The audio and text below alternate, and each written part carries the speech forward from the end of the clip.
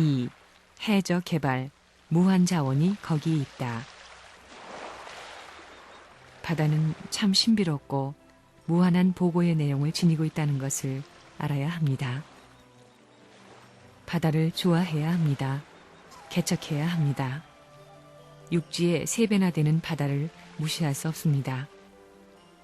이제부터 해저에 있는 수산자원을 누가 개발하느냐? 지상에 금은보와 석유가 있다고 하지만 바다는 육지의 3배가 되니 3배가 묻혀 있습니다. 이제 개발에 착수를 해야 합니다. 그래서 통일교인들은 어떻게 하든지 집을 팔든 무엇을 하든 수역을 점령하라는 것입니다. 해안의 땅이 쌉니다. 섬 같은 것은 그대로 주인 노릇할 수 있는 데가 얼마든지 있습니다. 거기에 수산사업 기지를 만들게 되면 그 기지에 수백 척의 배가 오는 것입니다. 국가 검문소만 만들게 된다면 고기도 세금 받을 수 있고 얼마든지 살 길을 만들 수 있는 희망이 있습니다. 지구성의 금은보화는 해저에 많습니다. 바다 속에 많다는 것입니다. 선생님은 거기에 관심이 있습니다. 남들이 손댄 것을 원치 않습니다. 해저의 모든 금은보화를 얼마든지 파낼 수 있는 것입니다. 요즘에는 과학이 발달했기 때문에 섬에서 바다 밑으로 몇십 리 고를 뚫어가지고 무엇이든지 할 수 있는 것입니다. 그렇기 때문에 바다를 누가 점령하느냐 하는 것이 문제입니다. 해양 광산을 파야 된다. 내가 그런 것을 생각합니다. 여러분들이 못하면 내가 선두에서 해보겠다 이겁니다. 내가 데리고 가서 파는 것입니다. 바다에 가보면 바다는 단조롭습니다. 그렇지만 내용은 얼마나 복잡한지 모릅니다. 또 자원으로 말하더라도 육지보다 많은 자원을 갖고 있습니다. 거기에는 무진장의 보화가 있습니다. 인간들이 좋아하는 모든 보물들이 거기에는 잠겨 있습니다. 이와 같은 바다를 점령하려면 무엇이 필요하냐?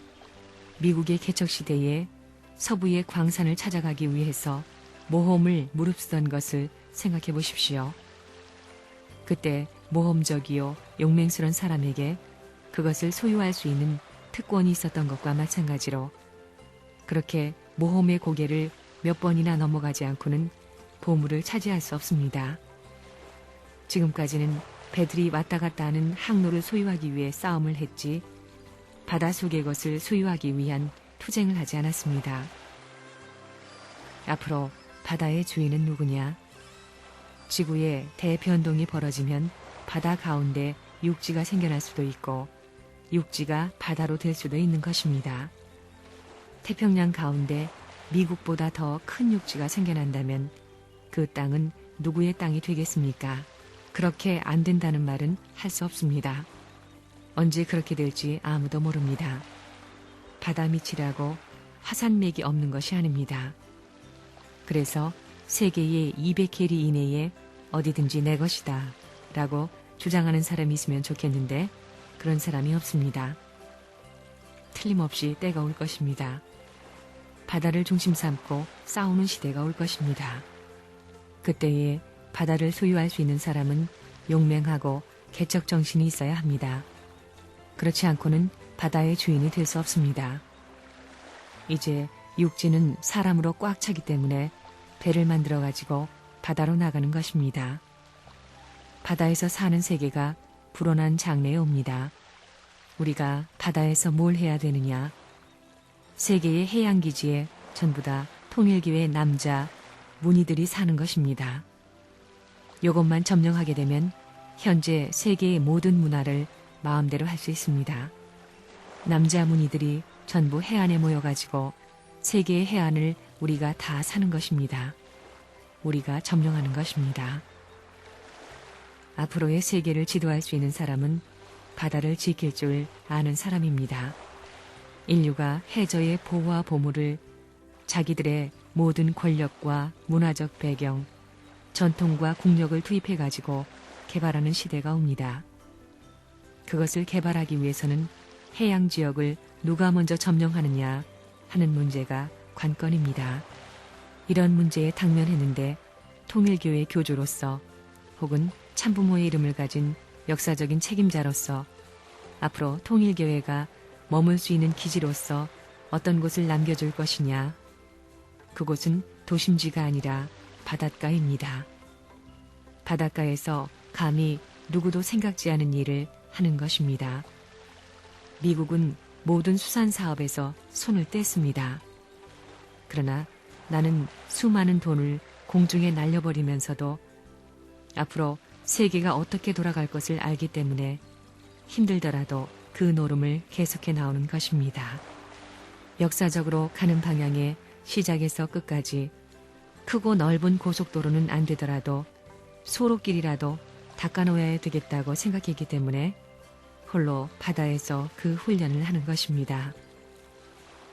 한 가지 배우고, 두 가지 배우고, 세 가지 배우고, 네 가지 배우고, 다섯 가지 배우고, 여섯 가지 배우고도 또 배우겠다고 해야 합니다. 그게 공식입니다. 한 가지 일은 하나의 공식을 중심 삼고 편성되어 있으니 많은 공식을 아는 사람은 싸움에서 승리하는 겁니다. 바다에 가서 낚시를 하더라도 딴 사람보다 잘하는데 그것은 고기가 어디에 있는지 알기 때문입니다. 경험이 많기 때문입니다. 그러니 경험한 사람한테는 지는 것입니다. 해본 사람한테는 지는 것입니다.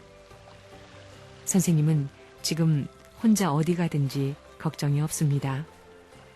낚시가 없으면 내가 낚시를 만들 줄 압니다. 그런 자신을 가지려면 경험이 필요합니다. 앞으로 바다에 관심 갖게 되는 무대에서 바다에 대한 관심을 가진 사람과 안 가진 사람을 볼 때 안 가진 사람은 반드시 후퇴하는 것입니다. 완전히 지는 것입니다.